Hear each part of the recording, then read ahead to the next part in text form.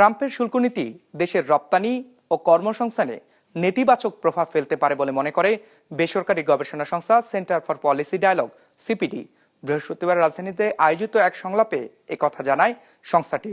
সমস্যার উত্তরণে মার্কিন সরকারের সঙ্গে বাণিজ্য চুক্তির পাশাপাশি কূটনৈতিক তৎপরতা বাড়ানোর পরামর্শ দেয় সংস্থাটি।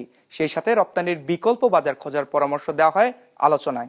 250-টিরও বেশি ডিজাইন অপশন নিয়ে ওয়ালটন স্মার্ট ফ্রিজ, বোঝে আপনার প্রয়োজন।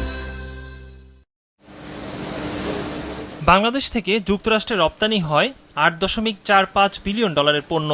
এর মধ্যে 5% আয় শুল্কমুক্ত, বাকি 95% আয়ে শুল্ক পরিশোধ করতে হয়। তথ্য বলছে যুক্তরাষ্ট্র সব মিলিয়ে বাংলাদেশের রপ্তানি পণ্য থেকে শুল্ক পায় 15.1%, আর্থিক হিসাবে যা $1 বিলিয়ন বেশি। তবে ভিন্ন অবস্থা যুক্তরাষ্ট্রের পণ্য বাংলাদেশে রপ্তানির ক্ষেত্রে। যুক্তরাষ্ট্র বাংলাদেশে রপ্তানি করে $2.91 বিলিয়ন পণ্য। এই পণ্যে 6.2% শুল্ক আরোপ হলেও বিভিন্ন ছাড় বিবেচনায় গড় শুল্ক দাঁড়ায় 2.2%, যা থেকে বাংলাদেশ শুল্ক পায় $18 কোটি। এমন অবস্থায় বাংলাদেশের উপর ট্রাম্পের 37% পাল্টা শুল্ক ব্যবসায় অনিশ্চয়তা বাড়িয়েছে।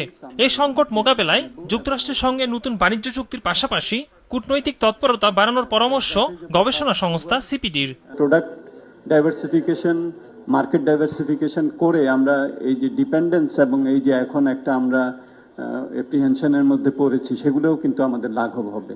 সো ব্রডার পার্সপেক্টিভে এটাকে দেখতে হবে যে স্মুথ ট্রানজিশন স্ট্র্যাটেজি, এইটার পার্সপেক্টিভে যদি আমরা এই শকগুলোকে দেখি, তাহলে অনেক কিছুই আমাদের কিন্তু করতে হবে। ইউএস এর যেসব কনসার্নগুলি আছে, এগুলো কিন্তু আমাদের জেনারেল ইনভেস্টমেন্টেও তো আমাদের এগুলোকে এফডিআই আমাদের $3 বিলিয়ন।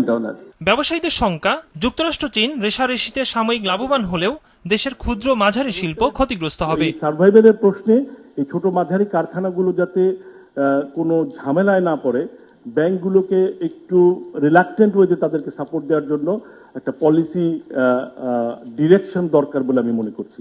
আলোচনায় প্রবীণ অর্থনীতিবিদ রেহমান সোবাহান জানান, ট্রাম্প দীর্ঘদিন ধরে চলে আসা বাণিজ্য ব্যবস্থায় হাত দিয়েছেন। এ সময় বাংলাদেশের উচিত এশিয়া ও ইউরোপের বাজারে রপ্তানি বাড়ানোর উপর জোর দেয়া। Bangladesh specifically, we have to be very careful then in terms of how we organize our policy responses. We seem to have moved much more rapidly in the belief that this will give us some advantage. বাণিজ্য বিনিয়োগ সহযোগিতা from চুক্তি টিকফার মাধ্যমে যুক্তরাষ্ট্রের সঙ্গে সম্পৃক্ততা সহ কৌশলগত বিকল্প খুঁজে বের করারও আহ্বান জানান আলোচকরা। ইকরামুল ইসলাম খান, বিজনেস রিপোর্ট, মাছরাঙ্গা টেলিভিশন।